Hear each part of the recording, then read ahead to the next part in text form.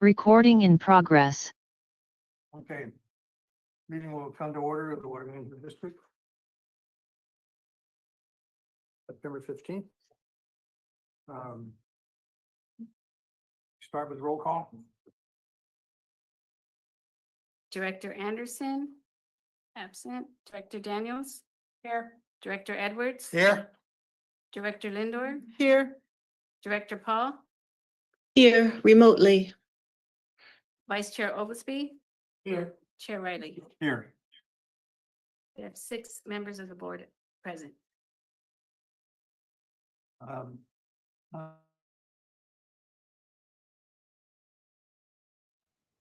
Any additions or correction to the closed session agenda? I don't think there was. No. Is there any public comment from? No members from public or present. No. And nobody online? Okay, so we will, what do? We will recess this meeting to go into closed session. Listed on the agenda. So this session is closed.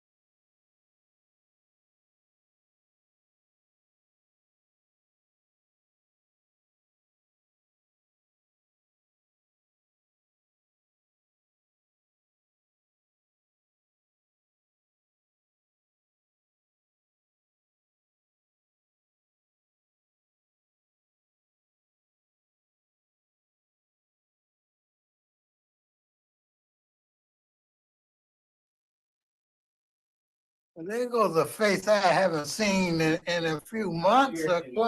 What good?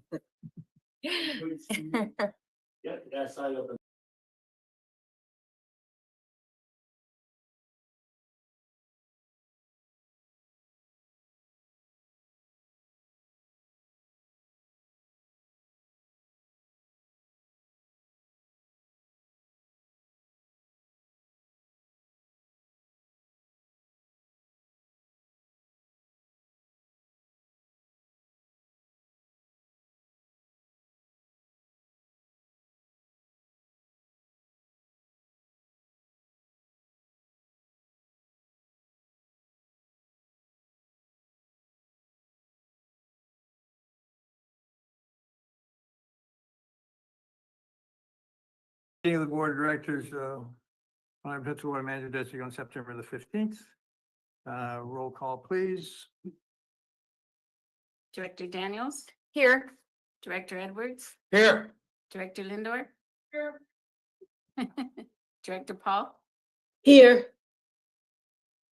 Vice Chair Oglesby? Here. Chair Riley? Here. And Director Anderson is not present. And before we start, I want to say that Director Anderson has submitted a letter of resignation as of today. For health reasons. And so she will not be with us for the duration of this meeting and future meetings. And we will have to start a process, which will be discussed later. So with that announcement, let's do the pledge of allegiance on my call, please.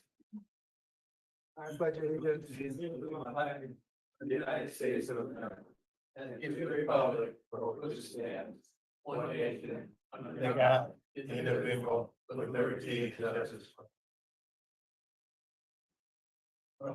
Thank you, sir. Thank you very much. So, Mr. GM, are there any additions and corrections? There are none. Okay, proceed. Any oral communications before we start the business meeting? None here, none online? Yes, I do have a member of the public, 2 members, their hands raised. Okay, we'll go there.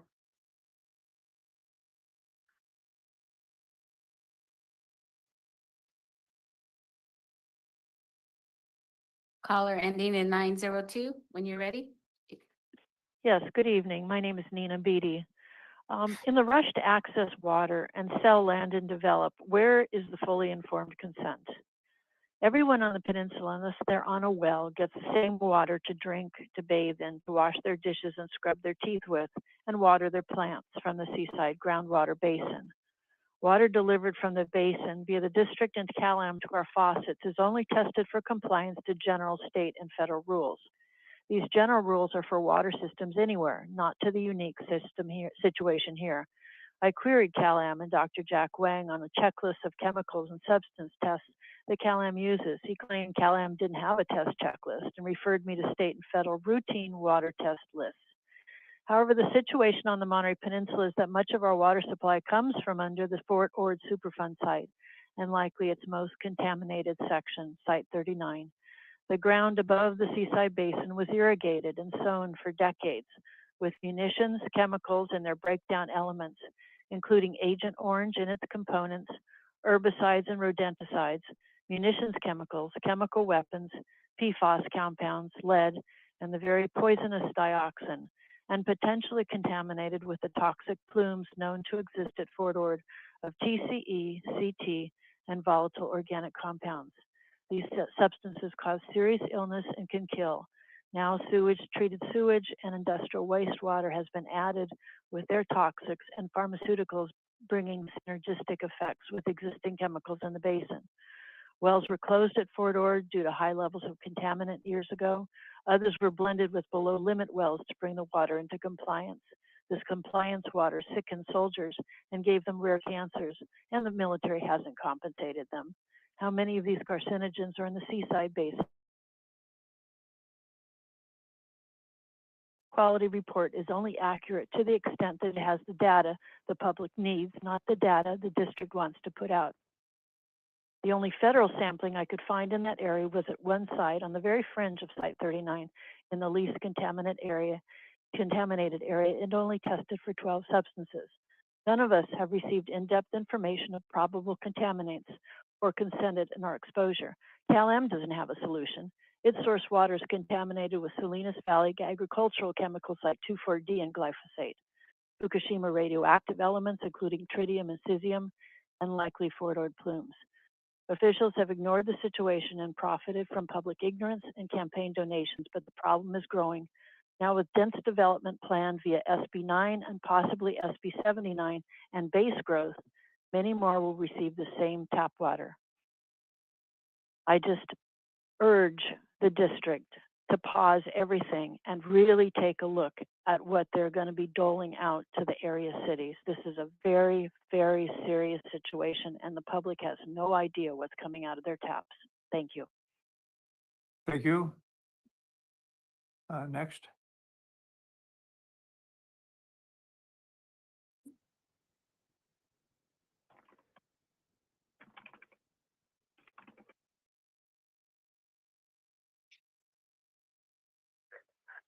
Hello? can Good you hear? evening. Did you call on me because the recording was cutting me off? Yes, you may go ahead. Thank you so much. Good evening. My name is Margaret Ann Coppernall. I just would like to express my concern about California American Water Company's claim that it's going to be breaking ground on its desalination plant coming this year, before the end of this year. And I found out that it's going to be grading the property. It received a permit from the Board of Supervisors a few years back. I think it was overturned by the Superior Court. It was appealed, and now Cal-Am is proceeding with that. And it's of great concern for me because Cal-Am seems to be piecemealing its project in such a way as to secure its success. And that's a great concern, I think, for all our communities. The CPUC approved the larger version of the project, but it has no certificate for the smaller 4.8 project. So that's a concern. They're under conditions. 20 conditions have to be met with the Coastal Commission. And as I mentioned, the Board of Supervisors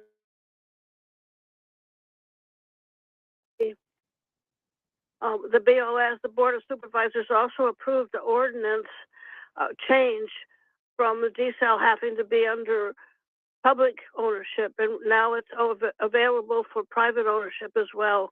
So that's another concern. Next, we have the State Land Commission, where Cal-Am has submitted an industrial permit for its approval to add 4 additional slant wells and convert the test slant well to a permanent one, and that permit application is under review at the State Lands Commission, but they said they are not going to take it up again until February, even though they were waiting for the decision on the supply versus demand from the CPUC, which of course went in Cal-Am's favor. So we're not striking out. We're not striking out yet, but we need to figure out what we can do to counteract this. The State Water Resources Control Board has, in its final pages, made a conclusion that Cal-Am does not have the water rights, or not sufficient water rights to proceed, and it's also doing harm to our aquifers because environmental justice is not being respected.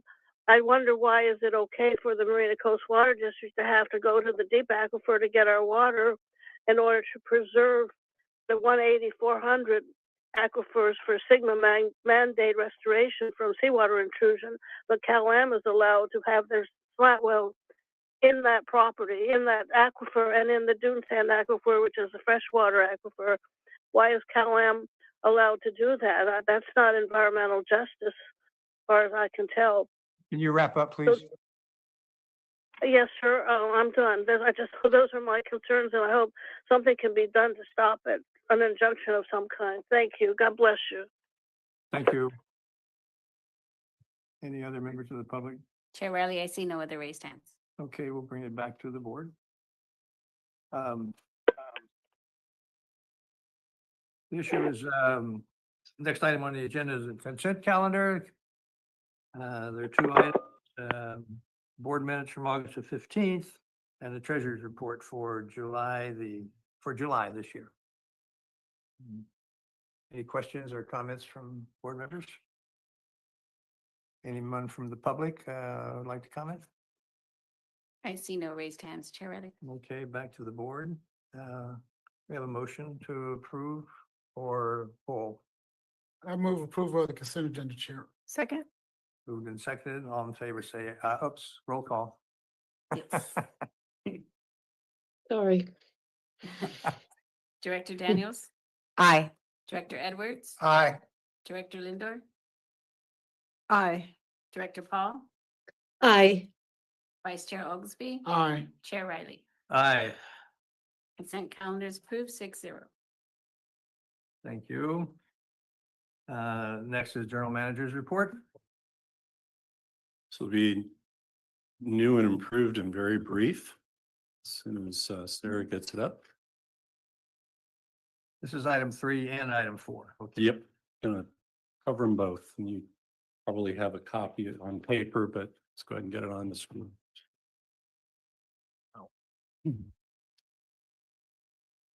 We go. So we're 1 month away from the close of the water year. And I've just gone straight to this production for customer service chart as an example of what's going on. You can see down in the total line, second line from the bottom, that we've made, CalAM's made very good progress on its legal water right from the river, which is 3,376 acre feet. So I think we will all be pleased to see that number come in a little higher than it is, but hopefully beneath 3,376. Moving to the third column, El Paso, that water right is 86 acre feet, and they're already at 83, which is a good outcome. Seaside Basin, that water right is 1,474, and we're very close to that, which is a good outcome. And Pure Water Monterey recovery is on a fiscal year basis at 3,500. So your water year basis may look a little different. It's probably going to come in over 3,500. But suffice to say, that's a good outcome as well. And then Sand City desal through 11 months is 155 acre feet. We've slated it at approximately 200 of availability. So it'll be a little bit under that, but at least it's produced, which is also a good outcome. So everything's looking pretty good on the use of the various supplies for the purposes of meeting customer demand. So we'll have a better report at the end of the water year with also the trend in customer demand over time. So that's item 3, and item 4 is just an update on water supply projects. I think we've already had some discussion about the CalAM desal project, and we did hear from one of the members of the public on that. So I'll just focus in on Pure Water Monterey expansion. This chart was done in mid-August. But here we are with the, Sarah, can you move over to the right-hand side? Just pull your, the little bar on the bottom. Yeah, there we go. You can see that the key features are the green bars are the injection well process, and the blue bars are the advanced water purification facility. I think advanced water purification facility is probably going to be closer to November. Mike? They will hit the substantial completion in the September. They will hit substantial completion, which is great. Oh. The real limiting factor is the hearing at the Regional Water Quality Control Board, which is slated for October. And with that, we expect to see first legal water, because we've had test water, will be after the Regional Water Quality Control Board holds its hearing, which is October 8th, 9th. And so the day after that, it will be deemed to be permitted, and then that will be legal water. And we will elect to establish the performance start date within a year of the delivery start date, which will be shortly after that hearing. So it's all looking good. Great report. Great Short and project, sweet. great timing, great performance, all the way around. Comments, okay, I'm the supervisor first and I'll. Go ahead, Sue. So just a question, not a question. I ask this question every single meeting. I know you're getting familiar with it, but so if I'm reading this correctly, we've needed and used 8,274 acre feet of water this year without having to tap into any ASR. That is correct. And is that normal? It has been. We've had 4 dry years in the last 8, I believe. And we have not tapped into ASR in any of them. And the reason for this is when Pure Water Monterey came online, the base project came online, that became the offset to the unlawful diversions from the river.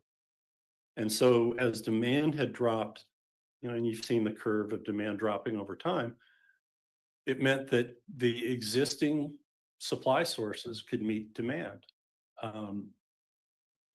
We had the benefit of 4 water years ago. The combined limit off the river was a little over 4,000 because it didn't drop fully to 3,376 till 3 years ago. But Pure Water came online in 2021. And so that's been the offset. And what that did is it allowed ASR to kind of move down the list on priority of use. So it became a drought reserve rather than a inject it in the winter, take it out in the summer kind of program. And so now it's been sitting there as a drought reserve, but we haven't had conditions enough to tap it. And so it's just with growth, if we're successful at taking the guardrails off and eliminating the moratorium and setting new meters, that's where you're going to need new supplies, or the current level of supplies would not be enough. But right now we've been eking by. So as a reserve, drought reserve, how much is in there? So combined, we're at about 6,700 acre feet, and that's the Pure Water Monterey operating reserve at about 2,300. 2352. There you go, 2,352. Thank you very much. Yep. That's So the good. rest is ASR. We hear the pieces off, we don't hear the total, but 6,700, 6,721. 6744. Anyway, it's good to see numbers that high. That's all. Yeah. That's all. Well, and when the Pure Water expansion comes online, remember the moratorium will probably not have been lifted by that point in time because it's going to take some time. And demand will not have grown. And so there will be a surplus water situation. And so those reserves will be expected to increase. All right. And just backing up on the State Water Resource Control Board and the moratorium, is there a time estimate? You say next year? Well, yeah, it's going to be on their schedule following our submittal. Our submittal, we'll either do a special meeting the second week of October or approve it at the regular board meeting in October. Our attorneys need a chance to at least 2 rounds of drafting, which probably by the end of this week, they'll be in a position to look at. But it's not our part. That's it. I'm looking. But once it gets to the State Water Board, it's their process. And level of hearing. So because this is going to come in as under section 1832 of the Water Code, which is an aggrieved person process, that calls for a hearing, but there's different levels of hearing depending on different aspects of water law. And we would frankly be okay waiving the hearing and allow it to be ministerial if in fact that's what they wanted to do. If they didn't want to lift it, then of course we would want a hearing because it's a due process issue at that point. Suffice to say, it's, they got Bay Delta plan hearings next week. They've got some groundwater adjudications that they may have to hear through the Sigma enforcement mechanism. So their plate's pretty full. They have a brand new deputy director of water rights who starts on the 22nd of September.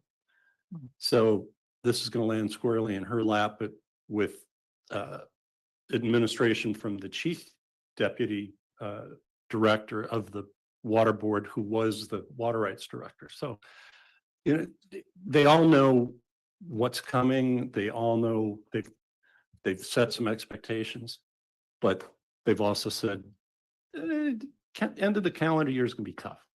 So, And we'll have real water. yeah. Anyway, so that's a big argument. Okay, to move. Well, and keep in mind too, that Cal-Am's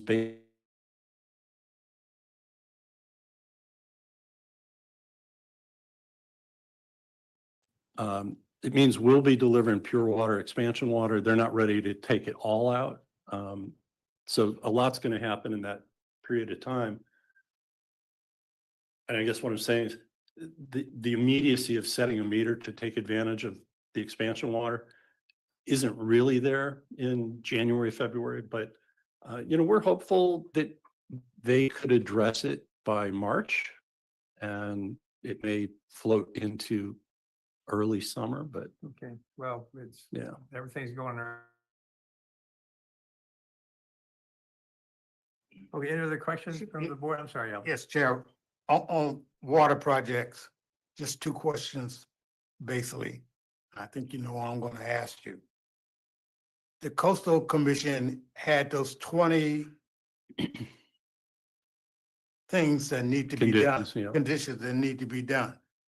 The question is, and I know you talked to them, are they gonna let Cal-Am go on piecemealing this project without completing those 20 conditions?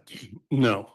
And some of the conditions have been met. You've heard, for example, well, condition one in the Coastal Commission is it's one with multiple parts, but it's all the local permits and approvals.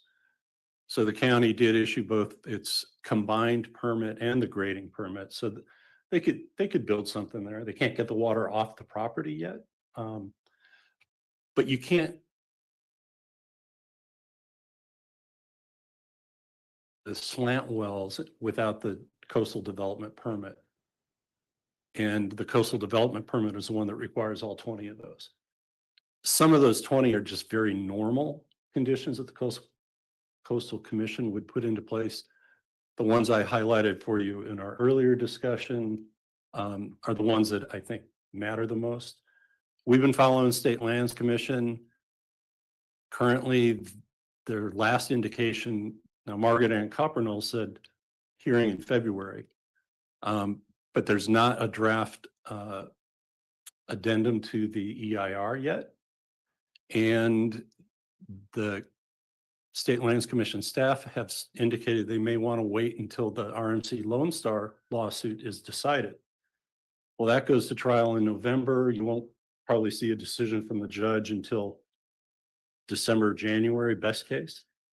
So there's a whole series of things that not all those Coastal Commission conditions can be met. Some of them may not be met for a year. When you look at the outfall agreement and the NPDES permit, it's not going to be spring. It might be summer, but it very likely will be next fall. So they're going to be unable to do the coastal piece of this. And so then you have to ask yourself, how much money would I, as a corporate parent in New Jersey, authorize to be put into the ground if I don't have all the pieces in place? So I think, yes, there's the potential to begin construction. I mean, if I was there, I'd move some dirt with a bulldozer, put up a 4x8 sign, say coming soon. You know. But there's just so many pieces that have not yet been satisfied. Okay, and my next question is, could an injunction be put in place to stop that? I know it's outside of our jurisdiction, but people wonder what's going on and what's happening. And I believe putting this stuff out, you know, being transparent, putting it out publicly, because it was mentioned publicly at a water master meeting, so. And it could, you know, any number of parties could file an injunction trying to stop progress and cite, failure to meet certain conditions. Okay, thank you. Supervisor? Yeah, just because this has been brought up, in items 3 and 4, I just want to be very clear, and you can correct me if I'm wrong. It's a completely separate permit with the county of Monterey that's outside of the coastal zone. Yes. So it's not piecemealing. I mean, somebody said that in public comment. Yeah. And I just want to be clear that I don't see any. It has nothing to do with the coastal commission's approval. It's completely separate outside. And of even coastal- the recent CPUC decision, it was not a green light of a plant. So it's not as a result of that decision that there's an act that needs a filing. Mhm. Yeah, somebody would have to find other grounds for an injunction. And since it was issued when it was, is there a window that has closed? No, so the county permits, They went to court and then they, yeah, and I think I actually highlighted the dates on them. So that they would have, if no action's taken, they would have to renew those permits. But that's pretty perfunctory ministerial. thank you. Okay, no other questions of the GM? Thank you. Thank you for that. Next item is a report from district council. Thank you, Mr. Chair. We do have Dave Laredo here as lead litigation counsel that'll walk through the litigation report. Before we do that, though, I would like to report out from closed session this evening. The board did meet in closed session on 3 separate items. The first item, MPWMD versus the State Water Resources Control Board. This is case number 1-10-CV-163328. Regarding a motion for attorney's fees, there was direction that was provided, a motion by Director Edwards, seconded by Director Oglesby, passed unanimously 6-0 with a vacancy in Division 5, to direct DeLay and Laredo to defend that motion for attorney's fees. Regarding the other cases, there was another motion that came out of that. This is for the CPUC application 21-11-024, the Cal Phase 2 supply and demand proceedings. There was a motion by Director Edwards, seconded by Director Lindor, passed unanimously 6-0 with a vacancy in Division 5 to authorize filing an application for a rehearing with the CPUC and a joint motion to stay with Marina. That concludes my report of the closed session, and Dave Laredo will take over the litigation report. Thank you. And good evening. I'd like to provide highlights or summary of the report on pending litigation. My oral comments are going to summarize the written comments and written report. This is on page 19 of your board packet, and that is the public summary of litigation matters open and active. The first item I'd like to report on is the Water Management District's action against Cal-Am. This lawsuit embodies the district's efforts to fulfill the electorate mandate under Measure J to acquire ownership and operation of Cal-Am's water system and by eminent domain. Since our last report, both the Water Management District and Cal-Am have filed motions in this matter that are intended to limit the scope of contested matters. The district's motion is labeled a motion for summary adjudication. Cal-Am's motion is slightly different, but the same purpose, and that is a motion for summary judgment. Both motions have been set for hearing on the same day for Judge Rivamonte at 8:30 in the morning on December 12th. And we anticipate that there will be an argument on the motion, on each of those motions. Before December, on October 28th, the court also has set a case management conference, and that's an opportunity for the court to provide direction as to the procedural aspects of the case. We have ongoing discovery matters, trial calendar will be clarified. On the matter before the 6th District Court of Appeal, the Water Management District's case against the local agency formation commission, the appellants Lafco and our respondents brief was set to be filed by October 10th. In the matter of the City of Marina Water Management District against the California Coastal Commission, the trial court did enter judgment in that case, finding that the Coastal Commission did not exceed its jurisdiction or use its discretion. The petitioning parties, City of Marina Water District and the Water Management District, have filed their notice of appeal, and the appellants are jointly represented by Peter Pierce of Richards, Watson, Dersham in San Francisco, and a mediation station at this time we live with the appellate court. We do not yet have a pleading schedule. With respect to the ongoing matter before the Public Utilities Commission, a decision was issued in the water purchase agreement case. It's A21-11-024. And there is the report of the decision of the PUC at page 19. I'm not going to go into that. There's no matter pending with respect to that. You did hear from Michael Laredo about the board's direction to seek a further request for review. The CalAm has filed their 2025 general rate case. We did attend a pre-hearing conference in San Francisco on Friday, August 29th. We did meet and get direction from the assigned commissioner, Matt Baker, and the ALJ Administrative Law Judge, Raphael Leary, on that matter. That ALJ was assigned following the commission's granting of a preemptive challenge by the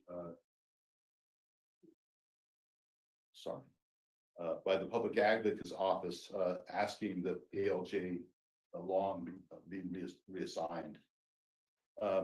We have future proceedings that are going to include a public participation hearing that will be located in Monterey. We are anticipating that will be held in January of 2026. We don't know the location at this point. We do know that Cal Advocate's testimony in the case is due on January 23rd, and the district's testimony will have to be filed on February 6th, 2026. The evidentiary hearings will be held in San Francisco. This is a bit different. This has happened in recent proceedings where hearings have been conducted either by Zoom or Teams, but the PUC has stated that its hearings are going to go back to live in-person hearings in San Francisco. And at the moment, the hearing dates have been set from begin April 20th of next year and likely to be included by May 1st. The last item I'd like to reference is the case of MPWMD versus State Water Resource Control Board. That is the 2010 challenge to the cease and desist order transferred to Santa Clara County. In July, the court acted on the request of the Sierra Club to dismiss the case. No parties to the case opposed that request for dismissal, and the court subsequently granted the request. On August 28th, we did receive a letter from the attorneys represented the Sierra Club and Carmel River Steelhead Association stating that they were intending to submit a request for attorney's fees to be awarded by the court. The district board did review that request and the status of that in closed session, and direction was provided to oppose such a request. That concludes my summary of the matters of pending litigation. I'll be happy to respond to any questions you might have. Any questions from the board? Thank you. Thank you, Mr. Laredo.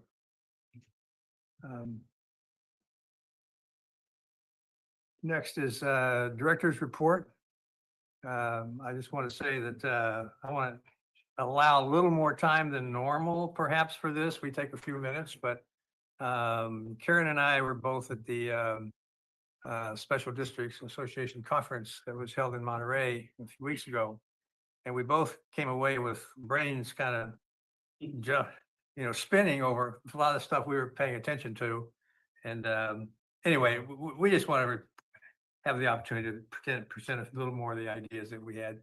And anyway, I just want to alert you to that. That's all. So I don't know if any board member other than Karen and I have anything to say. Okay, Gavin. Just quickly, I attended the Water Master meeting, beginning of the month. I was good to see and hear. Our chair was there, Director Paul was there, general manager and assistant general manager were online and present there. And what we're talking about. I was there. And And Maureen. the director, thank you, for bring it up. Chiming in. On Zoom. On Zoom. Several on Zoom. That's on Zoom. When I sit up there, say we're there, but on Zoom and they're present. We're talking about the seawater intrusion plan for the Seaside Basin. I gave the report to the chair, to the general manager, and I hope our staff is looking over there so they can coordinate and we can work out something once they review their plan and approve it, and we can time in so we can all work together on that. But that's an issue right there that we're working on, and it was a good meeting. And the other steps we gotta other steps we have to take, but we need to stay involved as much as we can and work with them on that issue. Thank you, Thank you. Alvin. And just to complete the attendance record, our vice chair was there, the mayor. And So that's like half the room. boy, he's More the chair of the than- board, so Yeah. Kate, where were you? I'm sure I was somewhere. it was a Just not supervisor there. in there. Was a supervisor in there. Wendy was probably. Wendy was there, yes. Wendy. I have to say that it was an interesting meeting, and I'm glad to see that the water master is on top of those things, especially the response plan that was presented by Montgomery and Associates. Sounds like you guys have a track that you're following, and it's appreciated. Okay, I have Uh, one. I'm just gonna. go ahead. So just as a board comment, I'm just pulling it up right now because it might be of interest, but tomorrow morning, the Monterey County Board of Supervisors of the Water Resources Agency have a few different items on the agenda, and I'm scrolling down to get them that may be of interest. And of course, you can watch the Water Resources Agency online. We have, getting to it. Where are we? Come on. Come on. Yeah, shoot, I pulled up, it's not on the agenda, the 3 items, and they're in my car. Shoot, what's wrong with this agenda? Apologies, I don't want to do your report and I'm going to find these. Okay, we'll go. Karen, do you want to go first? Sure. Report from the top. Sure. Before I do that, I'd just like to add one quick thing to the observations on the report on the Water Master meeting that I listened in on. Cal-Am did a presentation about progress on the various conditions for the coastal permit, but they were very vague. And so Wendy Root Askew and I believe Mayor Oglesby also asked for more concrete, specific information about what progress has or has not been made on the various conditions.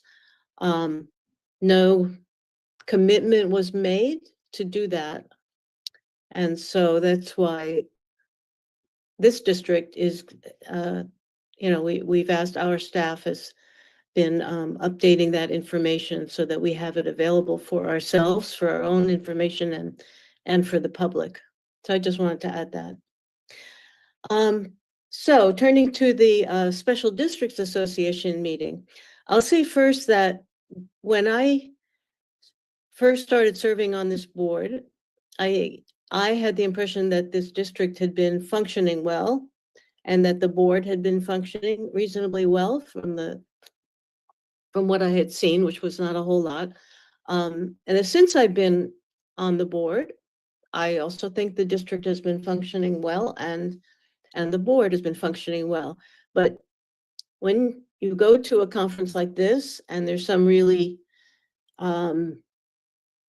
good presentations on best practices, best board practices in particular in this case, you know, it really makes you start to realize that there are ways that we can do better. So I just wanted to bring some of those insights to the board today. And I'm going to be looking at my notes on the screen. So if it looks like that's why you why it looks like I'm not looking at you, it's because I'm looking at my notes here. So there's 3 sessions, insights gained from 3 different sessions I thought are worth mentioning to you. One was about called Better Boards, that is better board best practices for boards of special districts. There was one session on board evaluations of general managers. There's some things worth mentioning about that. And the third one I want to mention is a session that was called Combating Disinformation in Elections. And that was the title of it, in elections, but actually it was a good information about how special districts can not only combat disinformation, but also make our own narrative and our own facts, communicate those to the public better using the current technology that's being used to spread disinformation can also be used to spread the correct information and combat disinformation and put out the positive narrative that we want to communicate to the public. So those 3 were especially interesting from my point of view. A moment first on the board best practices. The person who did this presentation, who I think is a consultant for Marina Coast Water District also, first, the conceptual thing that he called out is that we can think of the board, the role of the board in a special district like this. The ratepayers of the ratepayers we serve are, in a sense, the owners of the enterprise, the owners, and the board members are the trustees. And that rate chart, it puts the ratepayers at the top of their org chart, which I think is actually a good reminder of their role and our role, and we might want to consider doing that ourselves to our org chart. So other best practices mentioned was that the boards should deliberate actively, ask questions, which many of us do already. And we should just encourage each other and ourselves to be active and ask questions, not be afraid to ask questions. I have to say, something we all know is that whenever I think any board member starts, even we all come with some kind of relevant background, but there's always a lot more to learn for all of us. And so asking questions is a good thing. So we should give ourselves permission to ask questions, particularly newer members. And that also raises the issue of onboarding of new board members, and we're going to have some new board members. When I came on, I think the staff had done a very good job of putting together a binder with information and some kind of orientation, and it was good. But we might want to expand that a little bit. In fact, we could ask our the most recent board members, that's Kate and Becca, if there are things that, since they came on relatively recently, if there are things that could be done to facilitate their they're coming up the learning curve, because it is quite a learning curve. There's so much history and as well as technical things involved in the water, the job of the district, that there's just a lot to learn. So anything we can do to help board members come up the learning curve faster and allow them to participate more actively would be good. Our board policies should be written, and we have some that are written and others that are unwritten. So maybe we should take a look at that. For example, evaluating the general manager, how we go about doing that. That I don't think that's written anywhere. That might be one we might want to write out, because it is important. And I'm going to come to the GM evaluation recommendations next, but I'll first say that the Special Districts Association does provide leadership training for board members and for staff of special districts. We heard some good feedback about that training, and we might want to look into, both for board and staff, availing ourselves of the parts of that seem might be helpful for us. So a word on the general manager evaluation. That, I think, I had the impression we didn't know quite how to go about it. And it was, when I came on, it was kind of awkward, because the general manager had to sort of take the board by the hand and tell the board how to evaluate him. There's something wrong with this picture. I think we haven't done a bad job, but we could do a better job. The recommendation was that the process should stimulate a meaningful discussion between the board and the general manager, and help the general manager do a better job of serving the organization more effectively. So that might require some clarification of the roles of manager versus board. For example, you don't want board members trying to micromanage in a way that's unhelpful. And have the board communicate with as much clarity as possible, the goals and objectives and and expectations, so that is clear. The one way he put it is two questions. First, in a GM evaluation, first is, what are we trying to achieve for the board? Is the district managed well? What can we do to improve the relationship between the general manager and the board? I mean, even if it's good, it can be even better. And clarify expectations of the general manager if that needs to be clarified. Second question is, what are we trying to achieve for the general manager? And by that is meant, is the general manager achieving what the board wants?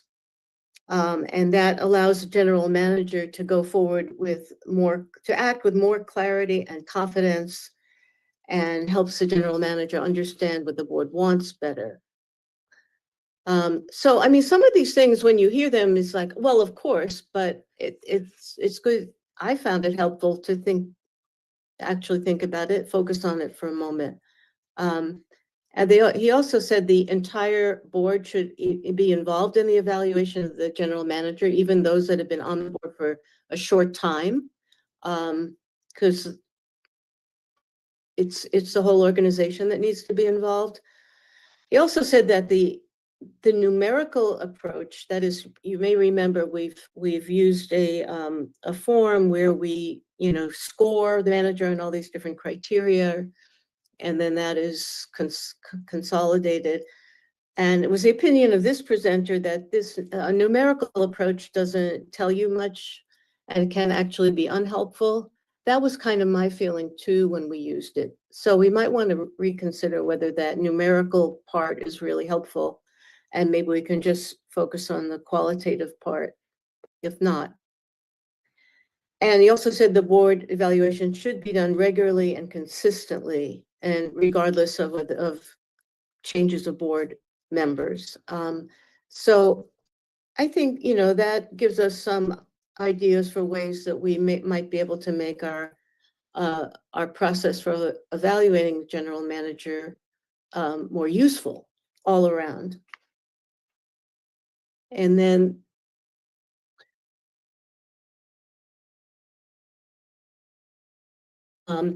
was done by someone from a company called Streamline. Special districts with their, and local governments with their public outreach. And there was a lot of information about using current technology to communicate with the public more effectively, included some suggestions on designing the website so that it's more effective, specifically something called a search engine optimization, new term for me, but I guess it's known in the field, so that when people search, they will more easily find, search an issue on water supply, say, or water management, an issue that we work on, they will, their search will pull up our information, our position paper policy will come up so that it's easier for the public to find. Also some good information on ways to combat rumors, disinformation on social media, and also a plan where we could use social media in a positive way. And so it occurred to me, and George and I discussed this after the conference, that we might want to consider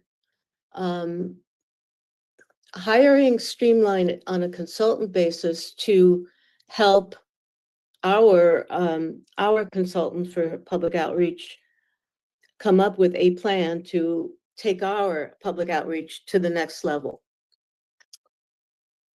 So that's my feedback, and I will stop there. Back to you, George. Yeah, thank you, Karen. Yeah, we did talk after that, and I just have a couple of things I want to add, which was on the website.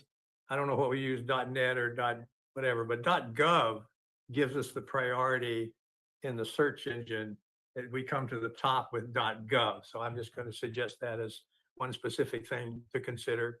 Talked a little bit about having study sessions occasionally for board members, all the board, as opposed to an action agenda. It allows a chance to maybe get into the background of some of the issues that we have to deal with. And it doesn't need to be an action agenda, but anyway, thought that some of that might be helpful. I'm thinking of the GM evaluation, but I'm thinking more about the strategic planning process, which is going to be coming up early next year, February, March, somewhere in there. We're going to have to deal with that. Karen, I'm going to ask that if you and I could get together and merge our notes a little bit so that we can come up, and maybe next month we might come up with sort of an outline of what we think may be the priorities that we would like the board to consider, and more consider them in the strategic planning process, but there may be a lot more specific things coming along. Long range financial plan, long range, that's of some interest, and also some more issues. Anyway, I don't want to take any more time, but I think those are the highlights of what I remember, at least what jumped out at me in notes. This one person she's talking about, this Streamline, he had several sessions that just held your complete attention all the way through, and he was suggesting things you could do all the time. It wasn't just talk about theory, and it was talk about action items, which made him very attractive, I think. Anyway, and one summary that came out of one of them, which is the quote that I kind of like, was, board members, you should keep your noses in the business, but your fingers out of the business. So know what's going on, but don't try to micromanage. Anyway, so that's my summary, and Karen, I just put you on notice. I'm probably going to call you and have a meeting sometime over the next month. So that's it for the convention. It was very good, I thought. It was very good. So if we didn't put everybody to sleep, we'll go on with the. I've Okay. go I found it. Thank you. ahead. Okay. So this, I'm bringing up an item that's going to come tomorrow to the Board of Supervisors of the Water Resources Agency. So you would just come to the regular Board of Supervisors meeting and we would open up the Water Resources Agency. And I'm bringing it forward to all of you really in the spirit of Supervisor Adams, who regional collaboration, cooperation, communication was so important. And she made a really good faith effort to try to make that happen. And so just, it would be informative, I think, to know that there is going to be, there was a performance, there was an assessment of the CSIP project, of the Castroville Seawater Intrusion Project. And tomorrow, the key results of that assessment will be presented by the auditor. And it might be something that is of interest. It's definitely important, and you should join us by Zoom if you can make it, or in person. Thank you. Okay, well, thanks for adding that. So moving on with the agenda, item number, what are we talking about? Number 7, action items. Well, let me ask, is there any public comment on any of this report's been done so far? Okay, Yes, Chair Riley. Melody Crislaw. okay. Melody, when you're ready. Yeah, Melody Crislock. I was, I don't know how many of you have seen these. There's been a number of emails from CalAm in the last month, basically kind of implying that we've got a water problem, that we've got short supply and we need to conserve. And a lot of this has been going on. Well, I found this very interesting that CalAm decided to take one of these emails that they had sent to their customer base, which I think is in the tens of thousands, and post it on Nextdoor. And that comment proceeded to get, it must have had 50 to 100 comments following it from the public. CalAm never responded to anyone, but it showed a level of curiosity and confusion. And I see no reason that MPWMD could not do the same thing. Because the public will often educate each other in this. I mean, I spent a lot of time educating people online, and it stayed very civil. There weren't any dissenters saying, oh no, we're really not. But CalAm is determined to convince people. I don't know who they're trying to convince, but people weren't buying it. And I thought it was a beautiful example of how you could counter disinformation in social media. And I find that most of the water discussions on the peninsula tend to go on Nextdoor more than Facebook. That seems to be where people pop up with these questions. You know, sometimes dissenters and sometimes now CalAm. That's the first time I've seen CalAm do that, where they would actually post something on Nextdoor and just leave it. They never made one comment. Anyway, I thought it was valuable for you guys to know that. That's really all I have to say. So I'm hearing that, I just had one question about earlier. So I'm hearing that, so CalAm can go ahead and theoretically build the whole desal plant next to the landfill there, even though they have no water source, and then use that as leverage to try to force the water source. I mean, everyone's worried that they can do this with no one can stop them. This is so strange. I mean, this was the court case, right? Where the judge kept saying, oh, this is the desal with no water supply. And now we're back to this. Oh yeah, we're going to build this desal plant that has no water supply. And we can do nothing about this? I mean, I'm getting that. Is that what I'm understanding? I'd love to hear more about that. Okay, thanks. Thank you. Okay, proceeding with the action items on the agenda here. For item number 7 is adoption of the quarterly water supply strategy and budget. Yeah, good evening, Chair Riley, members of the board. I'll be bringing this item to you guys tonight. It is your consideration of the quarterly water budget, i.e. where the supplies are going to come from to meet demand in the system for October through December 2025. And we can go to the next slide, Sarah. First, we'd like to look at what the model forecast will be. Everyone talks about El Nino, La Nina. They're saying it's a La Nina year. So see how that comes true, if we get a lot of rain or not. However, in the next 3 months, as we're considering this next 3 months to plan for, the map we have to look at says we should expect pretty much average rain, which isn't too much. If we get average, it may start raining kind of in the middle of December. So next slide. We consider a number of the state board orders, the litany that you see in front of you, as well as Rule 160, which we're going to talk about at the next public hearing at this meeting, and the different targets that those are set for the Seaside Basin and the adjudication. We put those together along with our water projects and the different timing of the year where water is available to the different water projects, and when it's kind of the most environmentally responsible to pull from the different natural resources that we have.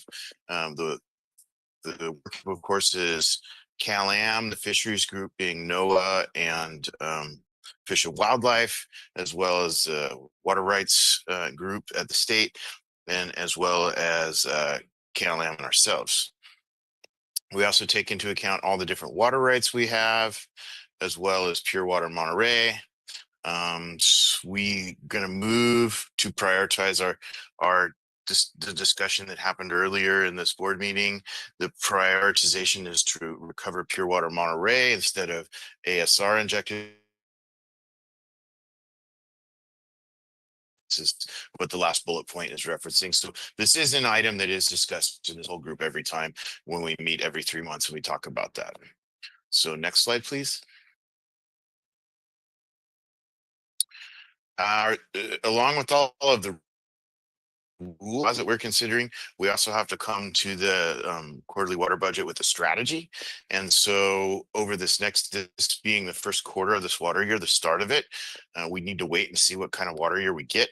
But our goal moving forward to start this water year is to use all of the Seaside Basin to store the ASR water and keep it if we don't need it, in case we do need it in another water year. We want to recover Pure Water Monterey on the rate that it's injected throughout this first quarter. And we developed this on September 9th, 2025, and it was the group that I was speaking about before. So we came out of this with the draft water budget that I think is on the next slide. Yes, the way that this slide table presents is we have the different months, October, November, December, as we move through the first quarter of the water year. And the top of the table goes to the Carmel Valley offer. The goal is, assuming no rain for October and November, to recover at a clip, which would put us on case or on rate to get the 3376 throughout the year. Not understanding what type of ASR water year we're going to have. We're just going to start out as a clip, not produce too much, not have to ship too much into the summer later in the water year, because that's bad for the river, but just recover kind of at a rate that would spread it equally throughout the months. The difference that you see in December is we have some diversion should we get some rains and trigger the triggers that allow for injection of ASR. We would want to move into producing. We would hit the triggers that would allow for production from the upper valley wells that's above Garland Park. And those wells would basin at ASR 1 and 2, and just kind of assuming from the rainfall we get a normal year. We want to just say when we build these budgets, we want to put a number for diversion for ASR in case it happens or not, but just to say if this were to happen, are we ready? Do we have the infrastructure that's here that is going to be able to do this? We don't want to be caught flat-footed. So that's why we put this in here. May or may not happen, but we want to be optimistic that it will. So then we move down to the Seaside Basin and we see that we want to try to recover in a declining amount of demand, 538, 381, and 355 from the basin. This responds to the demand we see in the system as we move into the winter months.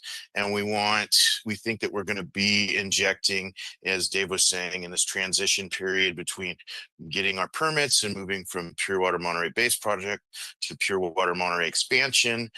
We're going to be moving at this, not knowing how all that's going to happen and all of the signaling and testing that's going on. We're holding a conservative 330 injection through that. We should, and depending on the type of water year we have as well, we may get more stormwater. We might be able to turn this up a little bit, but we need to wait and see. If we are able to turn it up, we would reduce the amount of coastal sub areas line native water. And so as you kind of move through the table, you just kind of set your priorities and move the water around. But this is a goal that we all agreed on was something that would be realistic for what actually happened last year, and when all of the levels were set from the different rules and water and kind of moving into seeing what it looks like. Likely, as Dave was saying, maybe next quarter or the following quarter, when new wells come on and new things, we may see changes to the strategy of the quarterly water budget. But being the first quarter of this water, moving into what it is, this is kind of how it all shook out with the group. So we can see that this means we should be able to plan to produce 858 from all these sources in October, 701 from all these sources in November, and in December, 851, 651 of that being to serve the demand of the system, and 200 should we need to serve that and provide that to the ASR water project. And so then the next slide is just the recommendation, should the board accept this, direct staff to move forward with this and file this with file this correct CEQA item with the county, and then move on, the board being the CEQA entity for the Carmel Valley alluvial aquifer. We will file this with the county and then and track that as the targets that Dave reports to you every month. So with that, that concludes my presentation, and I can take any questions. Any questions from staff or, okay. Yes, thank you for the presentation and the strategy and the what we have before us. My question is just really this working group that you have, the two agencies that have experienced lots of cuts and staff cuts. And I just wonder, we rely on things like this outlook from the National Weather Service and input from this group. Have you seen any, has there been any impact in being able to do this work because of staffing shortages? So the component of your question, which is the outlook, is I'm not close enough to that to know, because it's just a link on a website that I go to grab by that. As far as the staffing from NOAA, which is the federal agency, and then Fish and Wildlife, which is the state agency for the fisheries groups, staffing hasn't changed since anything's happened to us. Thank you. No, I was referring to the United States Fish and Wildlife. They're on there too, or is it just California? NOAA is NOAA Fisheries. They are correct. They are the national group, and it's still the same individual that we've been working with for about 7 years. Got it. That's the same entity. Okay. Now I was just referring to like the 11 meteorologists that were let go. And I know that that has a big impact, but we're still relying on the same document. And I just Yeah, we don't. hope it's correct. Yeah, we don't rely on National Weather Service locally at all. Mhm. And the National Marine Fisheries Service, we do, and it's been the same people. Great. Fabulous. Glad to hear that. And I don't have any further questions other than it's really, I mean, I imagine on a certain level, you enjoy doing this. It's kind of the fun stuff in a sense, or maybe I'm just weird. I think I might be weird in the same way. So yeah. Okay, public comment? Yep, quick public comment, Tom Rowley. My old weather guesser classmate from NPS unfortunately passed away a couple years ago. But he was the guy that convinced me that 7 out of 10 years in this area are relatively dry years. And usually those years, we have very little, if any, ASR. And it's good to see that ASR was successful this last year. The other thing is, we are still only at about 70% of pre-COVID tourism count. Now that's 30% of bodies that are not here during the week that are using water that were here pre-COVID. That's not that long ago. To continue to say we're using less water, you're really, it's a mistake. It's pie in the sky. The second thing is we have 2 major projects coming online by the end of the year during this quarter. One is a 99-room hotel in Pacific Grove, the Kimpton Mirador Hotel, 99 rooms. And we have 64 apartments on Garden Road that the school district has bought and purchased, one of the 5 buildings, complexes that's for sale. There are now 4 other major projects on Garden Road that are pending by one particular developer who has these in his hip pocket. And I think he's hoping for more water to become available so he can get bonuses. But anyway, there's 4 more major projects on Garden Road that are all going to be comparable to the 64 new units that the school district, MPUSD, is going to be occupying by the end of this year. So these are all major projects coming online.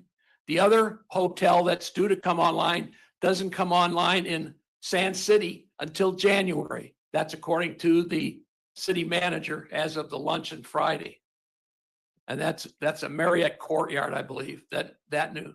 So these are major projects that are going to affect water consumption, and especially 4 more major projects on Garden Road are going to have a significant impact on water consumption.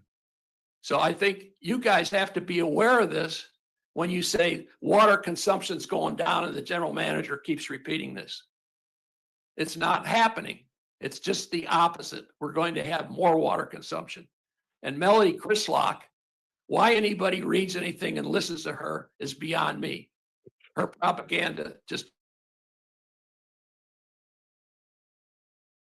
Jim, could I ask you to respond to the allocation process we went through and where these hotel projects fit in? For housing, yeah. They're all in.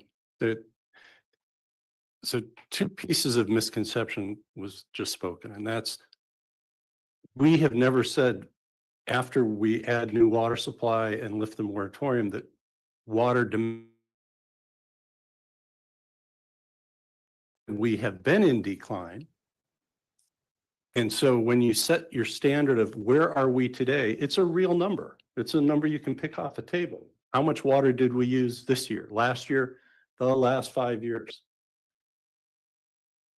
And don't get me started on how many years are dry years, because we have the data for 59 years to know the answer to that. And it's not 7 out of 10.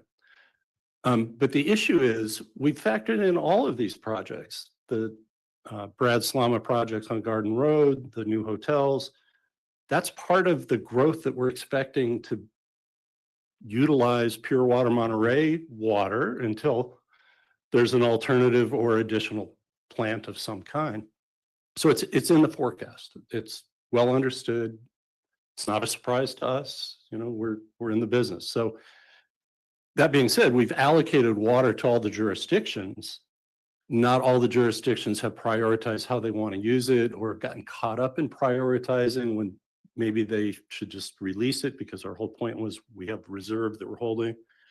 So there is water there, but major projects that are like raw land development will require setting of a meter. The Garden Road projects don't. And so we know that they're here and they're coming, and hopefully the city of Monterey releases some of the water we allocated to them 6 months ago to make projects that have an existing meter possible. But that's the whole idea of bringing pure water expansion on board. 2,000 acre feet of water we don't know what to do with for several years. Until we have the experience. Yeah. And so Let I, the, Supervisor first now. Go ahead. a project like the one that the school district has purchased or the Kimpton Hotel have an allocation. They couldn't have moved forward Yeah. if they didn't have an allocation of water. Exactly. So we've accounted for it on the demand side already, or you're saying it will be in a future demand? It'll show up in future demand, Okay, but it's already in our brains because we issued the water permit for the project. got it.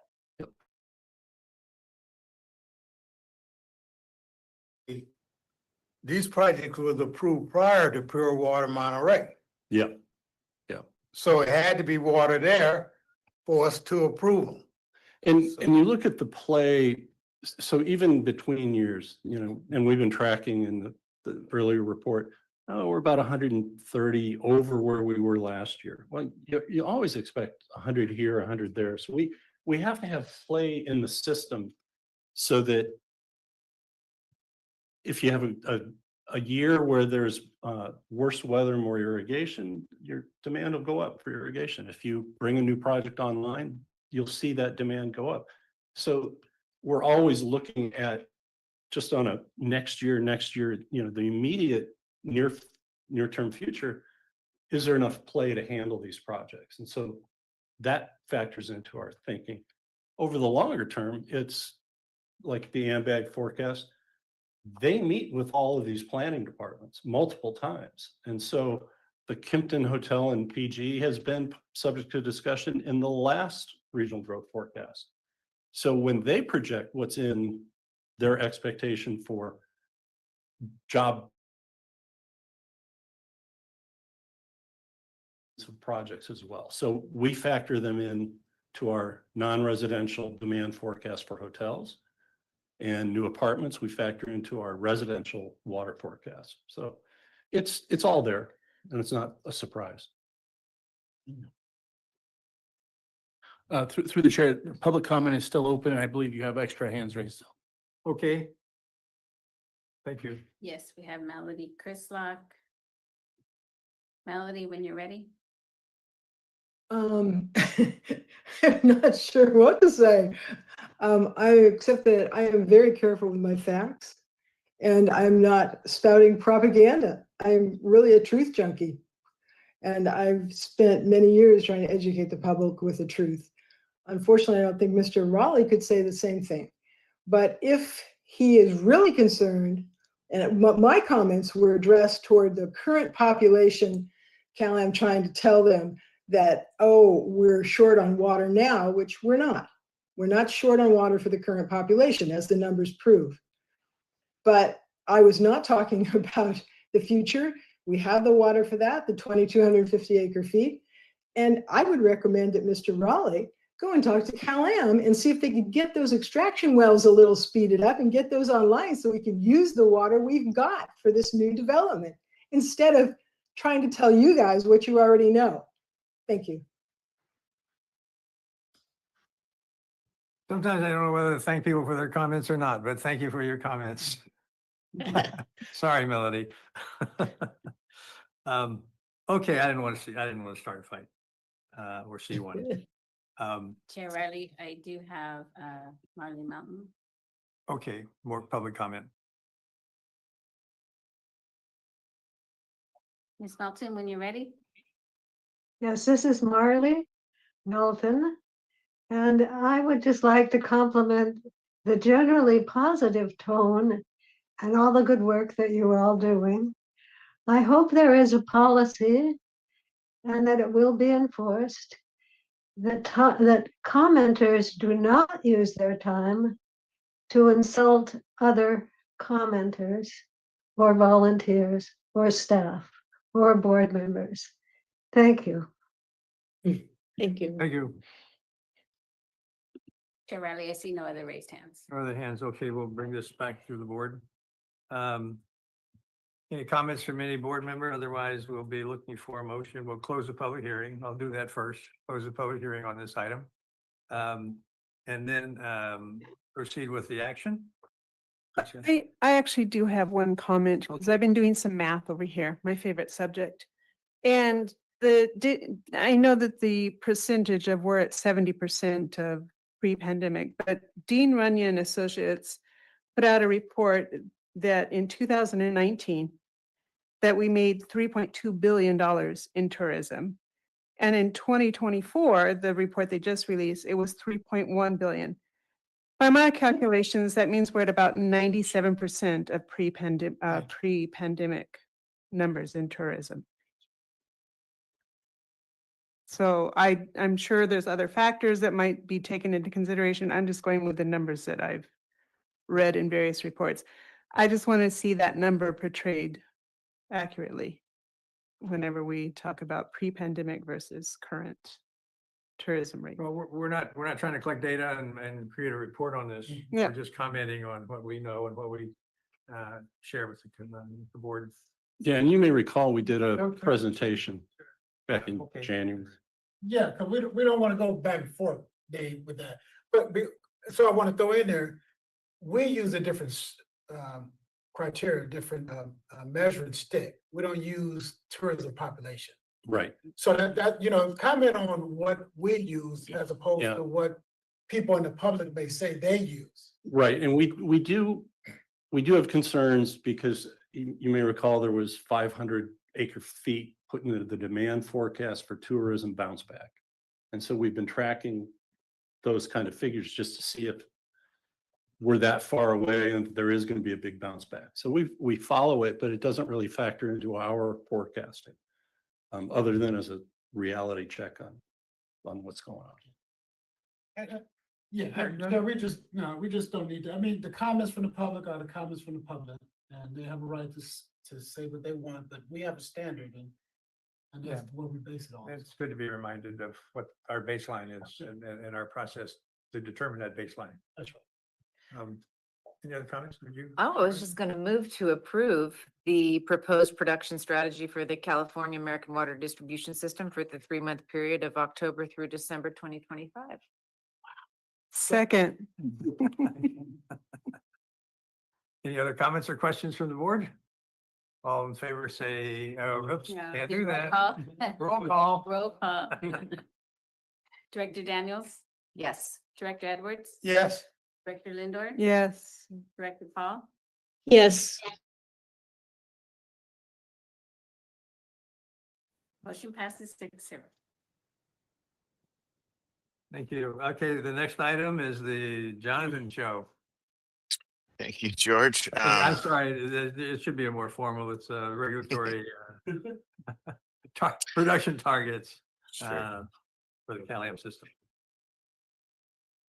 So this is Rule 162. It's your second public hearing of 3. Item 8, you will be considering a resolution to modify Rule 160. Specifically, what we will be doing is Rule 160 identifies all of the sources of legal water out of what we call the Monterey Peninsula Water Resources System. So that is the Carmel Valley Alluvial Aquifer and the Seaside Groundwater Basin. Their limits are set by regulations. And so according to this rule, each year at the beginning of the water year, we go through and we recognize what those are. And then we are also recognizing now, since we've moved into a new era where we're supplying more than half the water from our water resources projects, we're also going to discuss that we're recognizing that as well. This rule was set up back in the regime where the river was the largest source of water to the water system, to the community. and it's also in its mechanism setting limits to pay attention to see if you're getting ahead of yourself and overproducing, and then you would wind up overproducing one of your systems. So that's the kind of the reasoning behind this rule, and I'll walk through. It's kind of the rule itself is very formulaic, and we'll walk through how we get to where we get to. So we can go to the next slide. And so as I just explained, it's set for it. It has tables 1, 2, and 3 that are in it that we replace each year with the new water supply. And it does require, the rule itself requires that these changes through a resolution of the board. So next slide.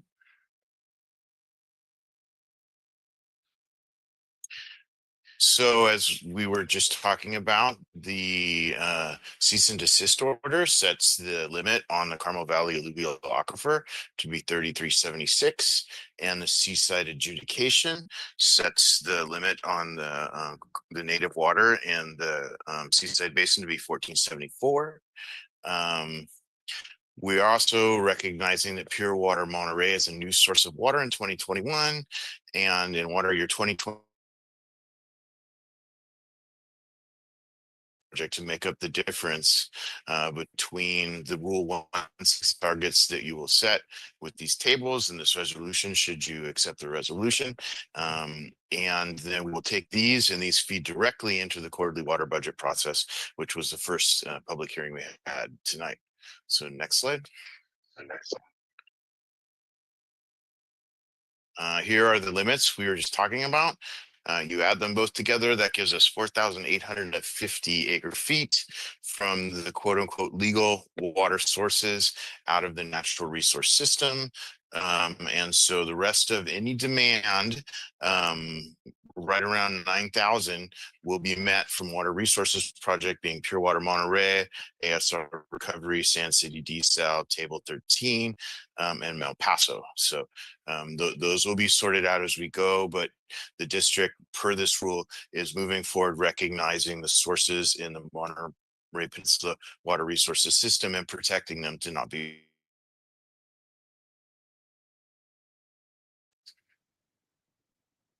we take in the rules, it specifically, it calls out a date range, which is the date range in which there, in response to map of when the cease and desist order from 2016 came in, and in response to that, Cal-Am had set a tiered rate system that had a conservation tier in it that discouraged overuse of water. And so the district board at that time had set this range of dates to look at, to say this is going to reflect the community's response to this new tiered rate system, and tiered rate system still exists as today. Should we want to look at a different range of dates, we should bring that through our different committees and assign different range of dates to look at that. But what you're basically getting out of this is the percentage per month of the percent supply that you need from these different sources to get to the total supply from your water resources system. So that's, over this range of days, 9.1% of the total of 100% was used in October.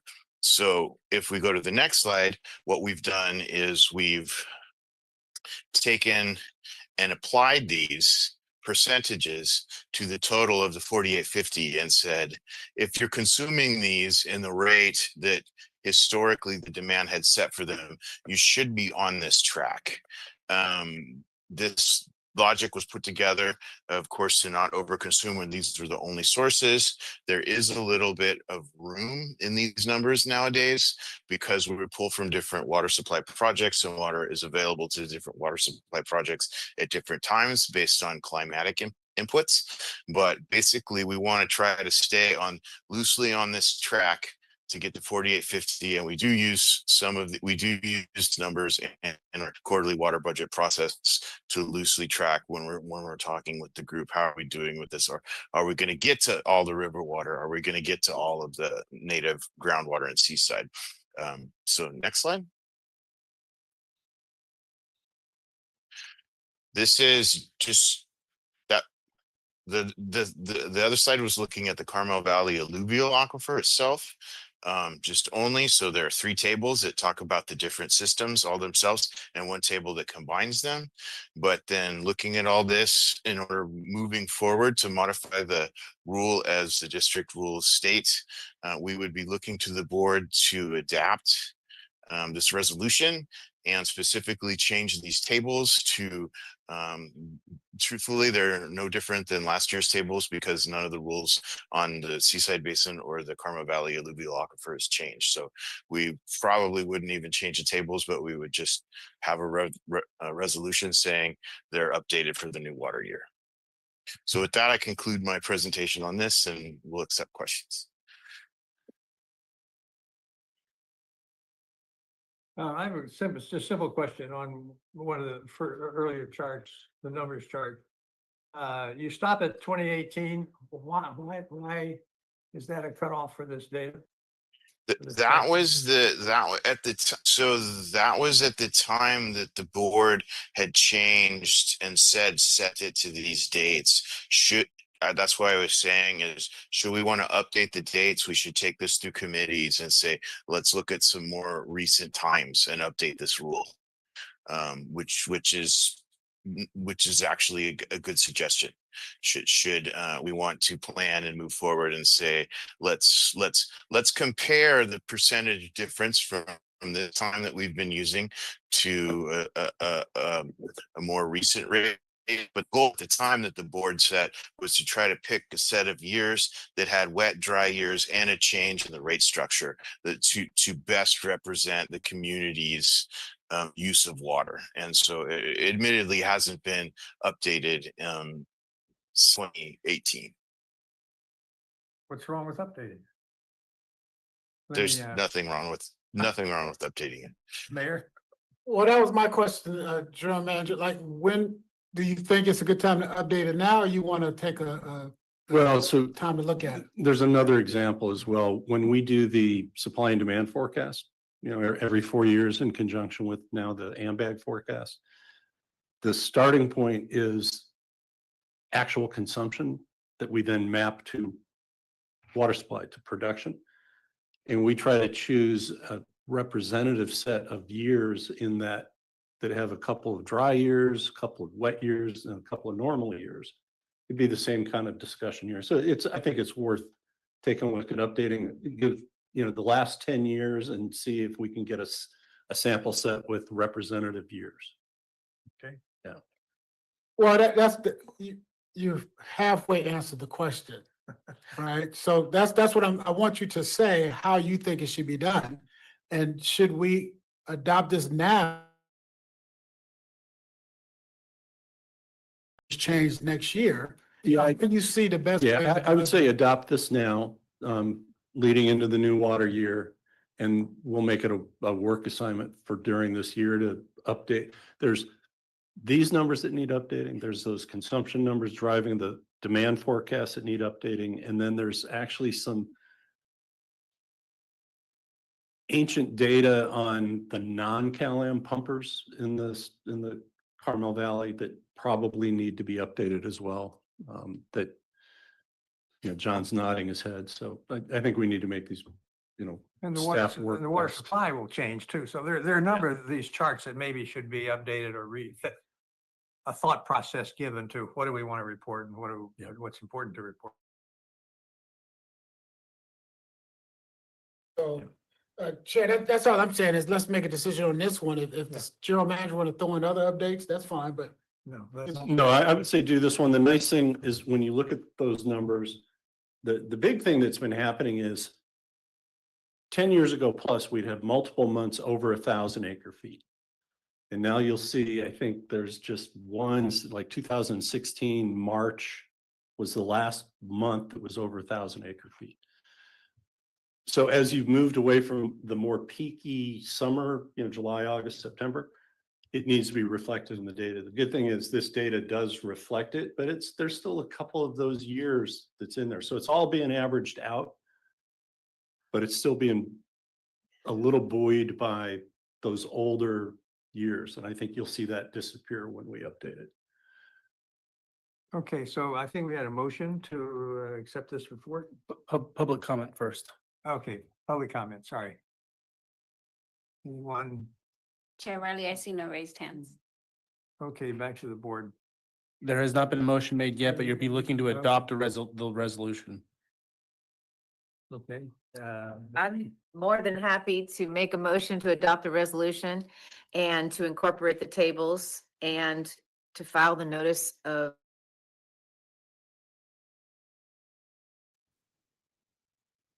That's a full motion. Second. Any other comments? Okay, roll call, please. Yes. Director Daniels, Yes. Director Edwards, Yes. Director Lindor, Yes. Director Paul, Yes, Vice Chair Oldesby, Aye. and Chair Riley. Aye, Motion passes 6-0. thank you. Okay, on to item 9, which is revise their maps of zones of control. Again, Jonathan. Yes, thank you, Director Riley. This will be your and we have a presentation that will have more pictures than tables this time. Thank you.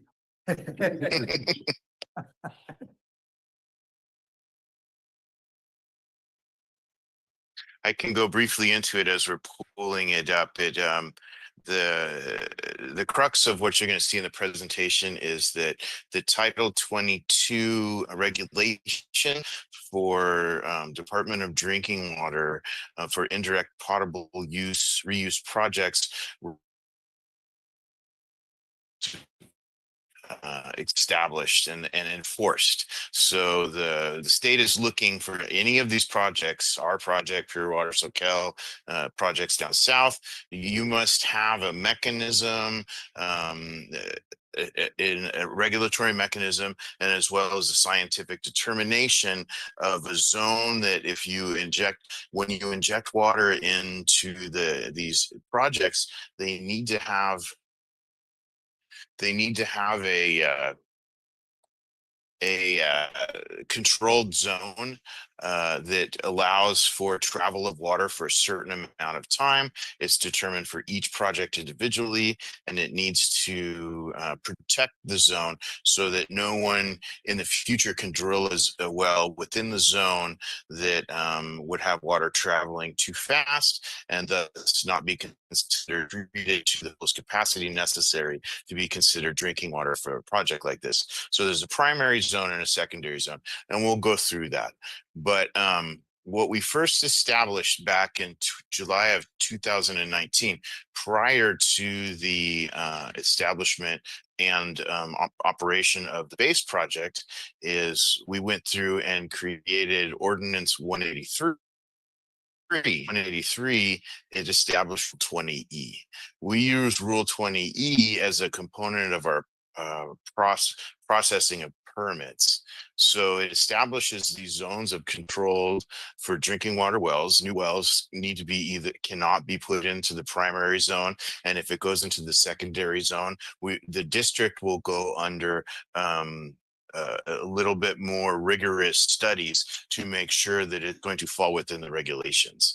And so the rule 183 we work through with Department of Drinking Water, the Regional Water Quality Control Board, and a bunch of other folks in the processing of permitting both the base project and the expansion project to establish a bunch of groundwater modeling. Basically, when we created Rule 20E from Ordinance 183, we put a map in it, and we were smart enough. I think it was a suggestion from someone else besides me that said, we don't want to do another ordinance. Should we expand this project? We just want to do a resolution. Well, all we have to do is change the map. So the map is changed because we are now adding 2 more injection wells and 2 more extraction wells coming online, hopefully second quarter of this calendar year, and 2 more planned that we're both working with CalAm, City of Seaside, and the Army to try to locate correctly. So we'll go to the next slide. And we can see kind of the spread. We can see General Jim Moore.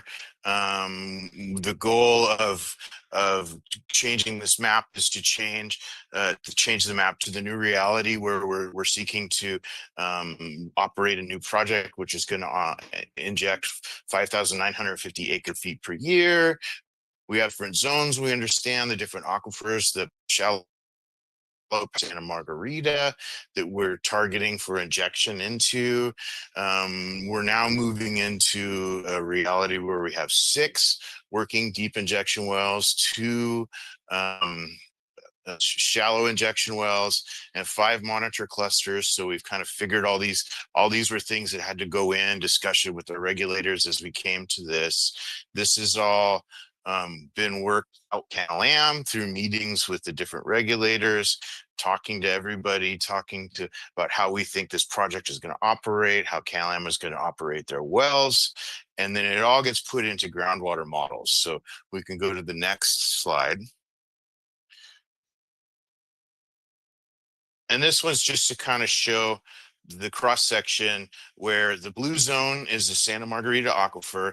The left side of this cross section are our shallow and deep injection wells. This is where we're putting water in. This is the east side of the map that we were just looking at. It is has to travel 4 months underground before it can get to the right side of this cross section, which is the recovery wells for CalAm that are recovering the wells, and then this is the source of pure water Monterey recovered wells. So this is all encompassing this process and what's going on and where you can and cannot put wells in this. And then I just put some examples of the Monterey formation is a very silty formation, and the Santa Margarita formation is a big correlation, which is why it's a good target for these type of projects that we move forward with here. So next slide, please.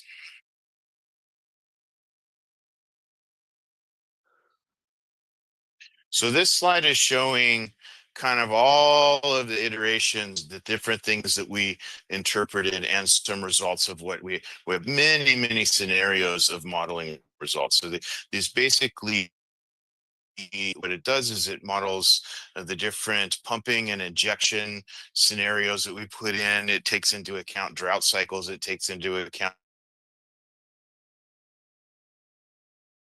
particle, it's called, at the well, and then you can track with the model how long it takes the particle to travel underground to where it would reach a recovery well.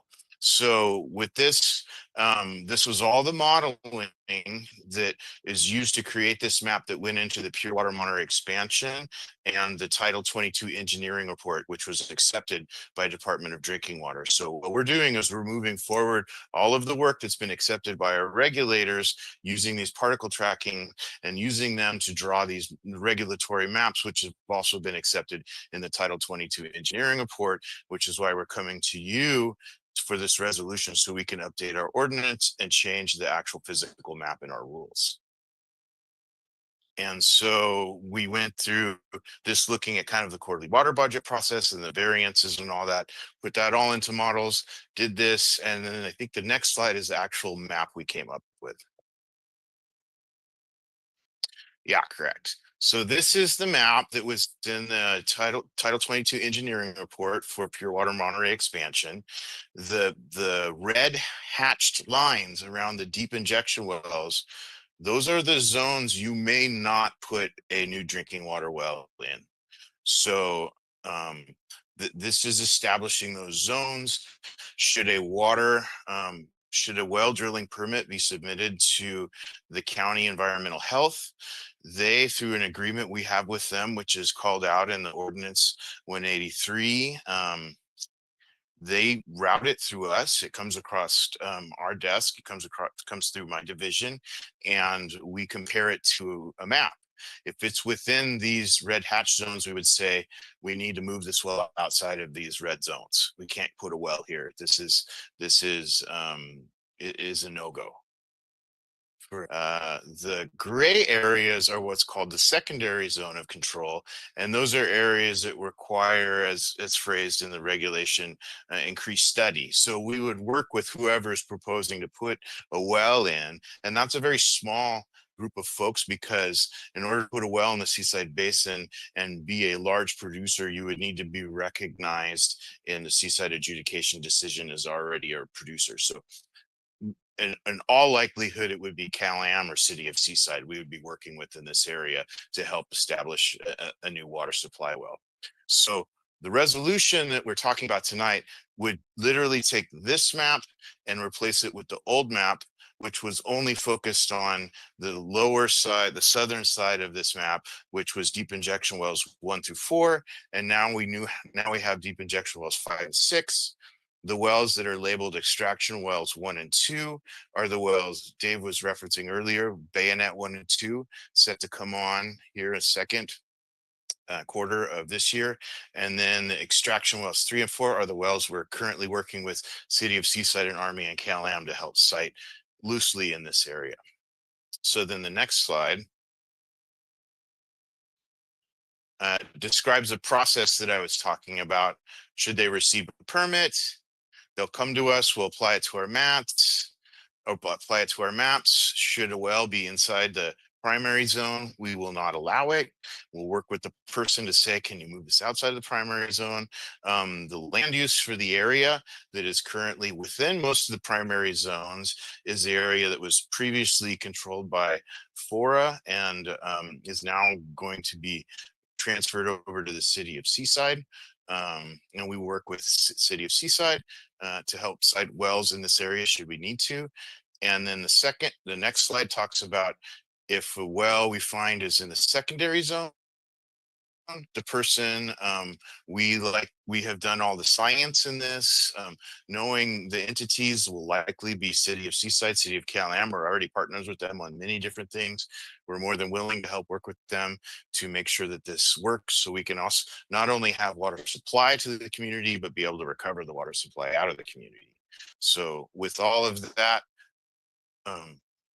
motion in that direction, and kind of that was the theme of Ordinance 183. I think the next slide is our recommendation that you adopt this new map so we can replace it in Rule E. And so the board knows we would normally bring an item like this through the Water Supply Planning Committee, but in all of our working with Division of Drinking Water, Regional Water Quality Control Board, and supplying all of the different things that were necessary in order to keep the process moving forward, we were really targeting the Regional Water Quality Control Board has board meetings quarterly. We're really targeting this October 9th board meeting. And they indicated to us they would like to have this zone of control map updated in our rules. It would be very helpful to them if that item came up at their hearing on October 9th. So that's why we decided to move it to the whole board without going to the Water Supply Planning Committee. And so with that, I can conclude my presentation and answer any questions.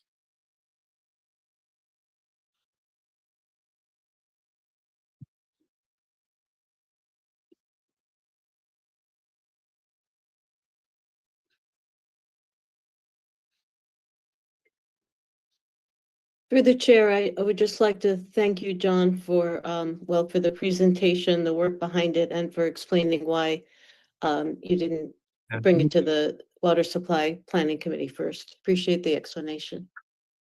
Director Paul, if you could repeat that, please. We were experiencing some technical difficulties. Okay, thank you, John, for the presentation, for the work on the map, and for explaining it to us, and also for explaining why you didn't bring it to the Water Supply Planning Committee first. Thank you.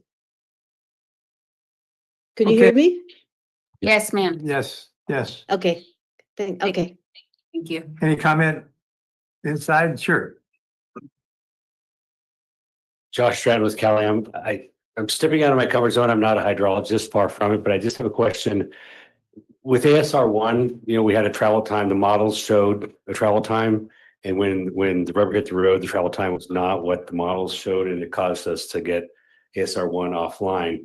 Will these maps and charts, will these potentially negatively impact other travel times or other things in the future? I'm just concerned that maybe a well comes offline due to modeling being. Yeah, that's a great question. And the answer is no. I mean, it's the same set of. It's only ASR 1 that is too close, and there's no other impacts in those red zones. And then the gray zone, but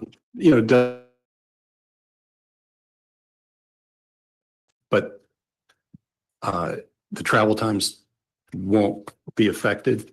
And I think with these two new wells, it kind of puts into play ASR 4 and Bayonet 1 and 2 needed harder looking at, but they've looked at that and they won't be impacted. Let's get a motion on the floor that we can discuss and if we want to continue. Well, Okay. just one question, John, with the expansion online, have we done the dye test for this traveling of this water? We will be required to do an additional tracer test with the new wells. We have, as a component of the regional board permit and the acceptance of the Title 22 Department of Drinking Water respectively, they have accepted a work plan for a new tracer test that is going to start, as Dave said earlier, should this permit be accepted on the 9th, it's good on the 10th, and we have an accepted plan to start moving forward on that. So yes. Okay, thank you. Have a motion? Do we have a motion? I move staff recommendation. Second. Moved and seconded. Roll call, please. Director Daniels, Aye. Director Edwards, Aye. Director Lindor, Aye. Director Paul, Yes. Vice Chair Oglesby, Aye. and Chair Riley. Aye. Motion passes 6-0.